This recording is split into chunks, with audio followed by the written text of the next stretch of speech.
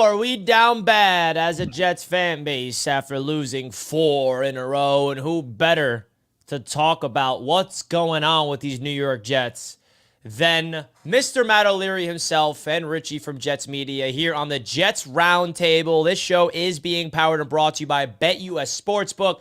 Big shout out to BetUS for sponsoring Roundtable Sports Network and right here on the AFC East Roundtable. Don't forget to use the code YouTube150 to sign up. Get your 150% bonus on your first deposit, 125% on your next two, up to $2,000. We'll hear from more about BetUS later on. But Matt, man, I mean, it feels like we're in a hole that I don't see a light. It's like the hole's closing. You know, outside of the Jets, our Mets eliminated. My Knicks get embarrassed. Your Islanders lose in a disappointing way. I mean, what's going on? Are we being pranked? Do we deserve this, Matt? I don't know what I did in a past life to deserve this fate. As a Jets, Islanders, Mets fan, for you, tossing the Knicks there for you, it's a pit of misery. And I don't know specifically on the Jets here how they fix this. I mean, I don't know if you saw we got the Hassan Reddick video of him walking out to practice today. Like, that's supposed to get me excited at 2 and 5 I did not see that. now. Yeah, he's like, oh yeah, let's see if we get back on track. Would have really loved this video in July. I don't know how much it's doing for me now at the end of October when they're 2 and 5, but vibes at a almost historic low, I would say. This is the video that Matt is getting him hyped up, as you can see. Matt O'Leary on Twitter. He's super excited, man. You quote tweeted it. You're excited, Matt. Look at that. I cannot wait. I mean, I literally said right when I woke up on Sunday that Hassan Reddick is back. I'm like, who cares? Win on Sunday, and I'll be excited about that Monday morning. Yeah, it doesn't matter. It doesn't quite hit the same. It's not like the Salah firing or the Devontae Adams one. Good to be back on the turf. Yeah, I don't even know. What does this guy even have to say? Let's hear, because I didn't see this yet. Oh, yeah. What's up, everybody? Feel good to be back on the turf. Hope we can make something happen. Oh, give me a break, bro. I hope we can make something happen. Thanks. Are you kidding me? Thanks, pal. Yeah. Are you kidding me, bro? He's my least favorite player that's ever suited up for the Jets. And, like, why would the Jets post that? Like, what do they think the comment section is going to look like in that? Dude, I'm getting to a point, Matt, where, my pessimism is running deep, and you know me, that's not who I am. But, bro, like, I am, like, getting to a point where this Jets organization cares more about pleasing fans and pleasing and hyping than actually winning. Because that's what it feels like. It's like these social media admins, I get it, they have a job to do. But it's like, what's your favorite Halloween candy? You know what I mean? It's like, who cares what their favorite Halloween candy is? I want to win football games. You know what I mean? Like, it seems like it also feels like Woody Johnson is just on Twitter and he sees, Jets fan 92458 at him. Woody, fire Salah. Woody's like, you know what? I will. Salah, you're gone. Oh, another Jets fan says, hey, you should trade for Devontae. Well, every Jets fan wanted that to happen. But my point is, it feels like Woody Johnson is just like, not doing anything properly for this Jets team, Matt. Like, what's your thoughts about Woody Johnson? Because he seems like he's becoming the new version of Jerry Jones, and that scares me. Correct. I don't know if Joe Douglas still works here or what he does, what his day-to-day is looking like. It's the Woody Johnson show. I also don't know if you saw, but apparently invoices for season tickets went out, and people are upset today because their season ticket prices went up by 20% after going up 20% last year. So it went up another 20%. That's what I've seen some say, as high as 20%. Which just seems like I get it, right? In the world we live in, things are going to become more expensive year over year. Totally understand. It just seems a little bit. If we were like 5-2 right now, it would be like, all right. Yeah, you could justify it. Be like, oh yeah, I'm excited to watch this team. I get it. But again, like the Hassan Reddick video, because of the timing, it just does not hit the same. It feels like a slap in the face. It makes me sick. Well, let's spin something into a positive, because I just came across something that the Jets Twitter account did post. And it's our franchise quarterback for the future, baby. Jordan Travis. There he is, Matt. There he is. He's our guy for the future. I'm putting on my delusional cap. You're our only hope, Jordan Travis. Even though we will be drafting a quarterback that will be better than you this upcoming draft, I'm going to delude myself and think, look at that arm motion. See the angle? You see how it's like, Oh, you here know, we his go. feet are set, his hips are squared. I mean, Matt, you see that throw right there. Look at the fundies. Baby Rodgers. He spent 4 months with Aaron Rodgers. He's going to be Jordan Love or, our own version of Brock Purdy here. Why not? Right? Like, I don't know. I'm really struggling here, Rich. I'm sorry if I just. Yeah, man, that's a total joke, obviously, guys. Total joke there. But listen, man, I don't know what else to say other than, guess what? If the Jets go out there and beat the Patriots 50-0, that ain't going to move the needle for any of this fan base, because what they got to do is go out there and beat the Texans right after that, and then we'll feel good. So last week, Matt, on the Jets Roundtable, I told you the only way the Jets can save the season is if they win 4 of the next 5 games. They lost against the Steelers, so now they got to win 4 in a row. Do I have any optimism that they can do that? They give me no reason to believe they can do that, but mathematically, they're not out. Right? The Chargers losing to the Cardinals is big. I mean, now we're looking at other teams to take care of business for us because we can't handle it ourselves. But there is still a chance, mathematically. But is there any chance that this team can actually come together? Because it feels like the adversity that this Jets team is facing, it's either you face adversity and you use it as an opportunity to build character and kind of, overcome it and like kind of become a better version of yourselves and a better version of your team, or you let adversity just come over you like this depression blanket and spiral you downwards, which it feels like that's what's happening here. It does. And that, I think, is maybe the most frustrating part of it all. Is it seems like, at least to me, tell me if you feel otherwise, but the second any adversity hits this team, they fold. They can't handle it. And the biggest example of that, in my opinion, was after the first Aaron Rodgers interception. They're up by 9 points, 2 minutes to go in the first half. They're driving, have a chance to, if they kick a field goal, go up 12, get a touchdown, dare I say, even go up 16 points. But even if nothing happens, right, the drive stalls, you punt it away, more than likely you pin them inside the 20. They sit on the ball. You go up into the half with a 9-point lead and you get the ball. That's what I thought was worst case scenario. Unfortunately, Aaron Rodgers throws an interception. Steelers go right down, get a touchdown. Now, the Jets are still winning and still up by 2 points going into halftime and getting the ball. But they just came out so flat, and it looked like they just gave up.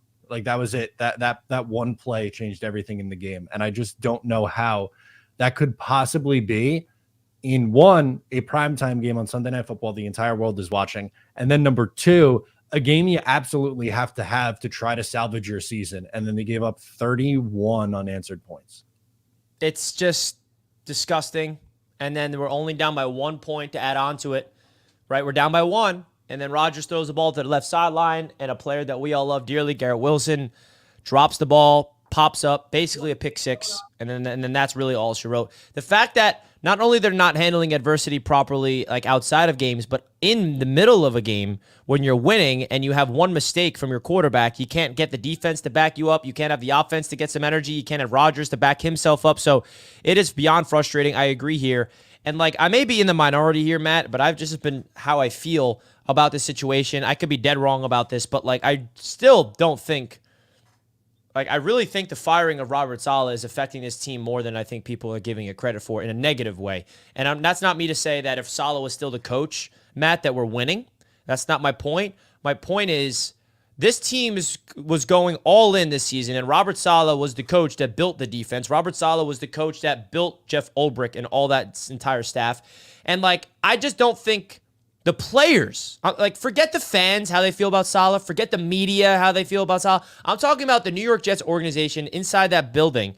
I don't know if these players are, like, if it affected that firing of Saleh, the timing of it and the way he was handled affected the players to the point where, like, now there's real lack of leadership. Not to say Saleh was a great leader and he can do all these things, but I just feel like there's a divide now. And there's nobody in, like, we're putting Ulbrich in a situation where he's never been a head coach in his entire life. He has to be still the defensive coordinator and the head coach. He has to call defensive plays. Like, I feel like Woody Johnson didn't calculate this decision. He just, like, did it. I feel like Saleh deserved the chance. This is at least how I'm feeling. I could be wrong. But to, like, figure out a way to save the season and then get fired after the season if it doesn't work out. Because it feels like things are getting worse with Saleh, not better. And maybe it'd be the same exact situation we're in if he still was the coach, Matt. But, like, I just feel like that firing of Saleh affected these players, especially the defensive players, because those are the guys that have a deep relationship with Saleh. So what are your thoughts about that? Because I just don't know if the timing of that firing was smart. I understand where you're coming from on it. I was, I guess, as optimistic as one could be when they fired him. Not like I think the reason why they did it was they were trying to get a spark out of their team. They saw that the team was reeling, and it felt like things were trending in the wrong direction, and they pulled the plug or pulled the ripcord and thought that this would be the spark and wake up call, and that would get them back on track. Then they lose to Buffalo. Then the next step is, all right, let's trade for Devontae Adams now, and that one goes through. And then I thought, okay, maybe this is the thing that gets them in gear. And still, for the second week in a row, that hasn't been the case. So maybe you're onto something. Maybe you're right with that. I don't think that should be the case, though. Like, I feel like, again, I'm going to go back and say, like, if that's how the players reacted, I think they're a little, maybe mentally soft there, that they can't figure out how they, get any sort of new found energy with the head coaching change. And they can like Salah all they want, but I thought that should have been a wake up call for them. And if anything, it has made things worse and feel like it's falling apart even more so. So again, maybe you're right. Maybe you're right. Yeah, and it also just like comes to who is the leader of this team. Rodgers is like, he talks about a lack of energy with himself. He says a lack of energy pregame from the players, a lack of energy at halftime. Who the heck is going to like spark energy?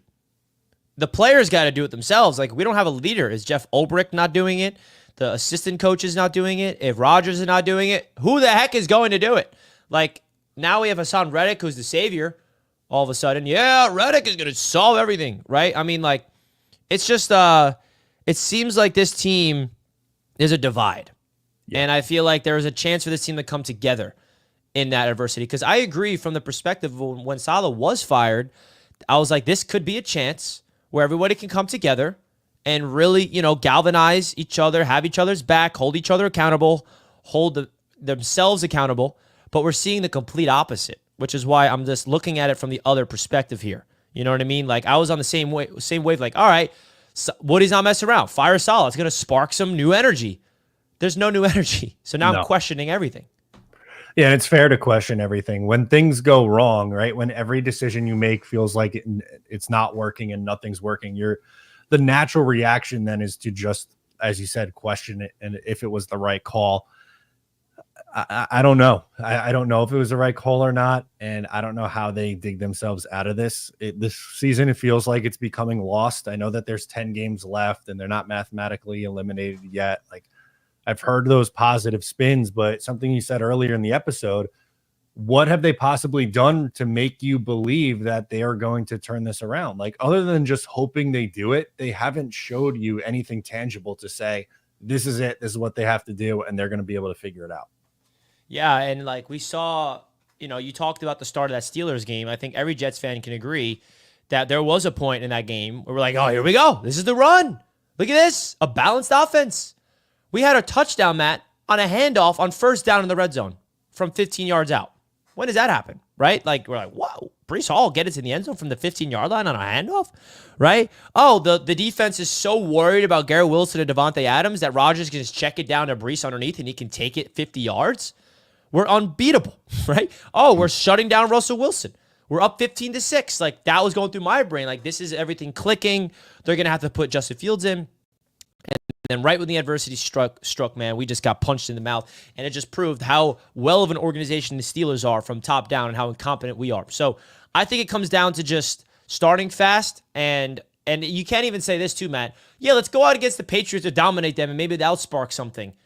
Our last win was a domination against the Patriots, and we've lost 4 straight after that. So if we beat the Patriots, we'll have 3 wins, 2 wins against the Pats, 1 win against the shitty Titans. Yeah, it doesn't really make you feel all that much better, right? Like, I hope they go out and win. I don't even think it's a guarantee that they win this game. They should, but again, they haven't shown you anything on a week-to-week basis to make you believe that anything's going to carry over or that they can't lose to anyone in the league. They can because of just how poorly things have gone. Assuming that they do win this game and you get to 3-5, great. I'm glad that you won. I don't want to see this team lose anymore. I want to see them win games.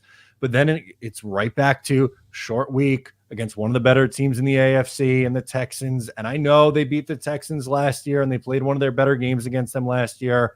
but these two teams don't look like they're in the same stratosphere right now in terms of like just how competitive they are and where they are in their season. So they need to probably win 4 games in a row for me to take them seriously.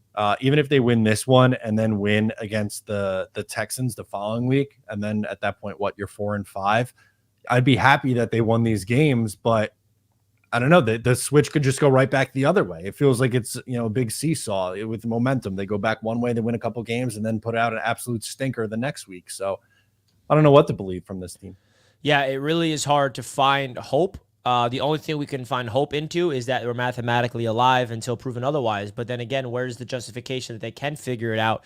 Like maybe Devontae Adams can actually show some types of signs of being back with Aaron Rodgers. Garrett Wilson can wake up because it's really on the offense, Matt. I mean, the defense is decimated with injuries, especially in the secondary. The offense is pretty much healthy outside of now right guard, and we still stink. That's the issue. The defense is injured. The offense is healthy. And I know I've just mentioned the offensive line's a little banged up now, but there's zero excuse for this offense but 15 points. So what the heck needs to happen on that Sunday game against the Patriots to just show us some type of competence? Because at some point, man, we're going to have to start, which I hate doing, thinking about next year. Like, is Rodgers coming back? Is Devontae coming back? Who's our head coach? Do we go into the draft for a quarterback in the first round? Like, I don't want to go down that road yet. We're on week 8 now. Yeah, for me, and this is only the start. This is not me saying if they do this, then I'm all the way back in. But they need a strong performance from both. Well, actually not both, all 3. Offense, defense, special teams. Because they haven't gotten all 3 of those things together. And special teams is the forgotten one because, Greg Zuerlein has really, really struggled this year. They're getting absolutely nothing in the return game from Xavier Gipson right now. So that needs to also improve. But I'm talking like we need to see them put up 3 offensive touchdowns, which is something they did in their first 3 games of the year. They were scoring points. If they score 2 touchdowns and kick 2 field goals and then win against the Patriots 20-17, it's not making me feel all that great. But if you score, I don't know, 24 plus points and hold the Pats to under 17 points and you play a sound special teams, that's starting to trend in the right direction, but then you have to build off of that and do it again. It can't just be these one-off performances where you beat up on a really poor team and then come back in 5 days against the Texans and put out an absolute stinker. So it's about playing all 3 phases, not making the same mistakes, and then doing the same thing again the following week. It is a beyond frustrating thing, man. And I agree with everything you said. Shout out to Double R for 99 cents. We appreciate the 99 cents super sticker, my man.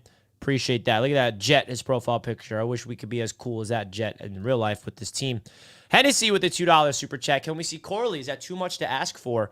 Is he going to make that much of an impact, Matt? I mean, it'd be good to see him on the field, but I would like to see him. It is a little bit concerning that he can't get on the field, and we've seen what guys in front of him have done this year. And I get the wide receiver room is pretty full right now after the Adams trade, but we mentioned Gibson not really giving you much as a returner. I'm surprised that maybe they haven't seen anything in practice for them to believe that Corley can do that job and give them something on the offensive side of the ball. It's strange to me that we have video evidence from One Jets Drive of Joe Douglas and Robert Saleh talking about wanting to trade up for this guy starting at like pick number 45. And they spent 3 hours on night 2 trying to get up and draft him. And they finally do at the top of the 3rd round. And then he has 2 snaps in the first 7 games of the season. Like, I understand bringing on players slowly. And I wasn't, ever saying he's got to have, 900 receiving yards and 5 touchdowns this year. But I figured you can get him by this point. I don't know, somewhere 2 or 3 touches a game and maybe a special teams role. And it doesn't seem like that's even on the table right now.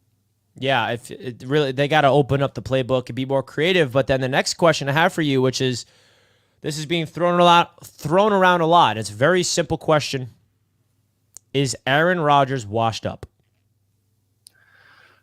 It's yeah, I don't think he's the same guy that he was in Green Bay.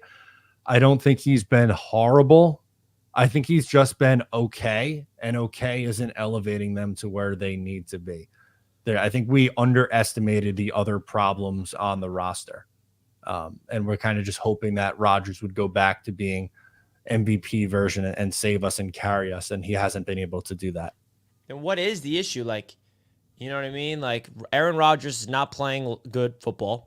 I mean, he's playing better football at the quarterback position than we've seen in a while. That just tells you how bad we've been at the QB spot. But, like, I don't know, man. It's ridiculous. Double R, another super chat, this time for $10. Instead of 99 cents, it's $9.99. Much love to you, Double R, for the super chat. Whose fault is the season? In my opinion, Tyron Smith. He has exposed Aaron's blind side, making him more apprehensive and less confident. That has permeated throughout their team. What's your thoughts of Double R's super chat? I think Tyron has been a big issue. I can't put it all on one person or one player. But, the Jets brought in Tyron Smith, and we're hoping that they would still get that elite level play that he had last year. We know that he misses time every single year. He only played 13 games last year, but in the 13 that he played, he still looked like the Tyron Smith that we all know. And that guy looks like he's gone. Like, he's just not there in pass protection. He's getting beat by, these no-name guys, and it's frustrating. And maybe that is part of why Aaron Rodgers is a little gun shy. Yeah, I think that, like, the interception he threw, Matt, that's not characteristic of him to Garrett Wilson. He hesitated. He's not throwing the ball well over the middle of the field. He pump faked and then let it rip instead of going right underneath the Brees, who probably would have got the first down. So, like, there's something not right with Rodgers, and the question is he ever going to, when we saw him do against the Patriots on Thursday night, that was like a taste of us thinking, holy crap, vintage Rodgers is back.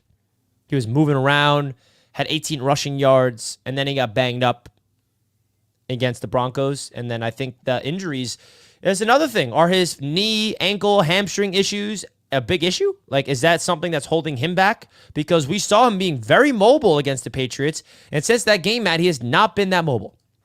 No, he hasn't moved well. I do think that's part of the equation too. And there's some debate on the hamstring and when that's come up. It was I believe it was you clipped out them mentioning that after the Tennessee game.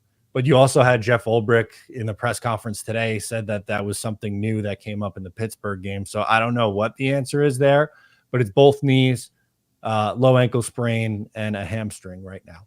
And being 40 years old, like, that's not ideal. And when you're getting hit because your left tackle has been a turnstile the last 4 or 5 weeks, that also doesn't help things. So that has to be a factor in this equation. Yeah, it has to be a factor, but it's still no excuse. I mean, he's going to go out there and he's going to play. He's going to go out there and play through the injury. And if you're healthy enough to play, you should be able to go out there and execute. BMAC has become a member of the AFC's Roundtable. Shout out to BMAC. We appreciate you, my friend. Much love to you. Now let's get into some of these odds on BetUS because, Matt, apparently the Jets are heavily favorited in this game. You know how that goes when we're favorited, right? We were favorited against the Steelers, which I still don't get why we were. We were favored against the Steelers. Didn't understand that when it happened. But now we're not just favorites, Matt. We are 7-point favorites on BetUS Sportsbook, guys. Again, if you want to sign up for BetUS, don't forget to take advantage of the 150% bonus on your first deposit and then 125% on your next two. That's up to $2,000, but you got to use the promo code YouTube150. All right, so here are the odds for Jets-Patriots. 7-point spread. Money line is minus 330. Now, the Patriots are bad. All right, they've not won a game since their opening game against the Bengals. And Gerard Mayo seems to be like a terrible coach. Drake May is a garbage time merchant. He definitely is better than Jacoby Brissett. But what are your thoughts of these odds, Matt? Do you think it's going to get the over-under? Are we going to see points in this game from both parties? And I know you're expecting the Jets to win. They should win, but will they? I don't think they should be favored by 7 points against anybody. They have not proved that to me over the last bit. And I get it. Like, things are also going very, very poorly in New England. They do have a young, exciting quarterback who they're playing and who will be making his third start. But at the same time, on the negative side, there's some debate on whether Gerard Mayo was right or wrong to call his team soft. And, some players didn't like that. And, there might be some discontent in that locker room. With that all being said, I don't know how we could legitimately justify saying the Jets are going to cover a 7-point spread and win by a touchdown. Do they have the talent to do it? Yes, but I can't in good faith make that as my prediction.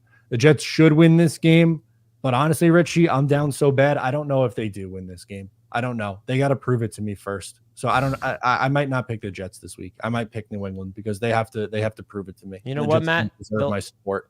I don't want to Sparks remind you of something, but you in the first time in your life as a Jets fan predicted a blowout against the Broncos. Yeah, like a fool. And since then, what's transpired, Matt? Yeah, this is my fault. The Jets lost 4 games in a row. Ever since I opened my mouth and showed an ounce of confidence in this football team. Usually, I give very measured takes, and then I said, you know what? I really think the Jets, things are setting up well for them. You know, I still blame the rain. I think it was the weather that week. If it was a sunny day at MetLife, it would have been fine. Oh my God, that's hilarious. I just remember that and I realized, since Matt predicted that, we haven't won a game. But no, I blame myself too for all this, man. I really do. Hennessy with another super chat. Last year, if a team scored a touchdown on us, we felt like the game was over. How is this happening again? Sunday was up 15-13. It felt like the game was over. Yeah. Mm-hmm. Yeah, man. Right when we went into that halftime, you just felt the momentum shift. And you're like, all right, they got the momentum, but we get ball at half. So let's go out there and get those points back. 3 and out. They go down the field. They get a field goal. All right, it's a 1-point game. Let's go down the field and pick 6. So, and I'm calling that a pick 6 because it basically was. Shout out to Devontae for saving the pick 6, but basically the same result. Ridiculous. Is Devontae Adams going to do something this week to kind of justify that trade, Matt? Yeah, I hope his highlight is something other than a touchdown saving tackle on an interception. It'd be nice. I do think he should get more involved this week. Who does Gonzalez guard now?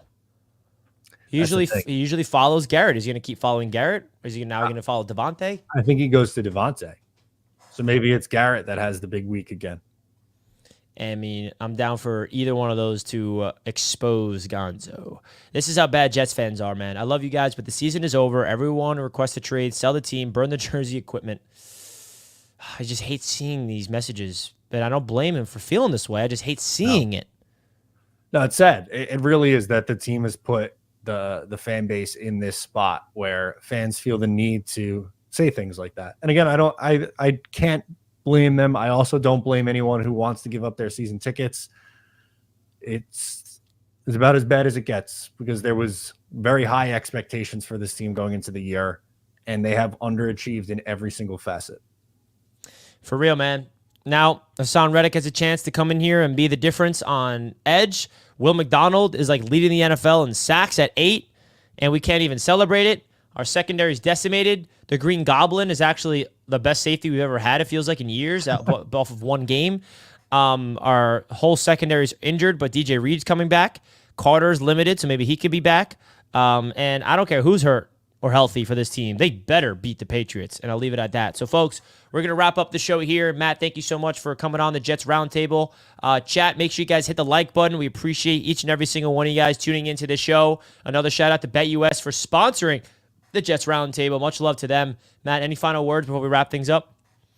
Prove me wrong. I am now doubting the New York Jets. I'm saying they're not good enough. They can't beat the Patriots or anyone else on their schedule. Now, prove me wrong. I want to witness a win from any of my teams, man. I'm going to the Knicks home opener Friday. Please win that game, and then give me a Jets win on Sunday, and I'll be forgiven. And I hope the Islanders can bounce back for you, Matt. Thank you. Yes, we need the vibes back. The Yankees are carrying New York sports right now. Shout out to Liberty. They won a championship. Now, I'm going to ask you this on air. Are you rooting for the Yankees or the Dodgers? I'm not rooting for either team. Who'd you prefer? I don't know. Who'd you prefer to lose rather than win? Come on, I know you want to say it.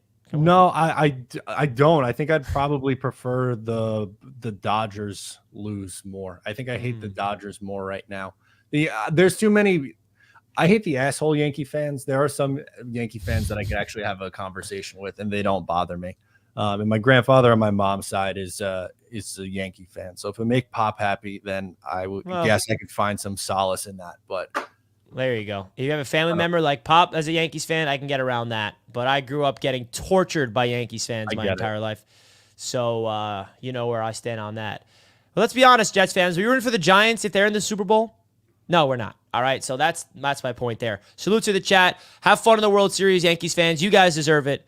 Good luck against the stacked up Dodgers. We can't wait to get Juan Soto in Queens next year. Peace out, guys.